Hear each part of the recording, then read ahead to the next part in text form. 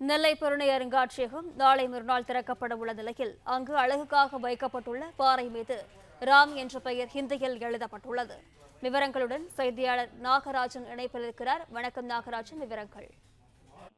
மிகவும் பரபரப்பாக தற்போது பேசப்பட்டு வருகிறது. ஏனென்றால் நெல்லை அரசு சார்பில், அதாவது பொருணை அருங்காட்சியகம் இங்கு திறக்கப்பட இருக்கிறது. தமிழக முதல்வர் ஸ்டாலின் நாளை மற்றும் நாளை மறுநாள் 2 நாட்கள் இங்கு சுற்றுப்பயணம் மேற்கொள்கிறார் நெல்லை மாவட்டத்தில். தொடர்ந்து அவர் இந்த 2 நாட்களும் பல்வேறு நிகழ்ச்சிகளை கலந்து கொள்கிறார். அது மட்டுமில்லாது 538 கோடி ரூபாய் மதிப்பிலான திட்டப்பணிகளை தொடங்கி வைக்கிறார். அதேபோல 44,924 பயனாளிகளுக்கு 100 கோடியே 95 லட்சம் ரூபாய் மதிப்பில் நலத்திட்ட உதவிகள் வழங்குகிறார். இவ்வாறு மிகப்பெரிய அளவில் ஏற்பாடுகள் செய்யப்பட்டு பிரம்மாண்டமான நிகழ்ச்சி நிரல்கள் இருக்கும் நிலையில் நாளை மாலை பொருணை அருங்காட்சியகத்தை சுமார் 67 கோடி செலவில் கட்டமைப்பு செய்யப்பட்டு உருவாக்கப்பட்டுள்ள பொருணை அருங்காட்சியகம் என்பது நெல்லை தூத்துக்குடி மாவட்டத்தில் கண்டெடுக்கப்பட்ட ஆதிச்சநல்லூர் மற்றும் கொற்கை மற்றும் சிவகலை ஆகிய இடங்களில் கண்டெடுக்கப்பட்டுள்ள பொருட்கள், அதாவது தொல்லியல் பொருட்கள் அனைத்தும் காட்சிப்படுத்தப்பட்டு அது மக்கள் பார்வைக்கு வைக்கப்படுகிறது.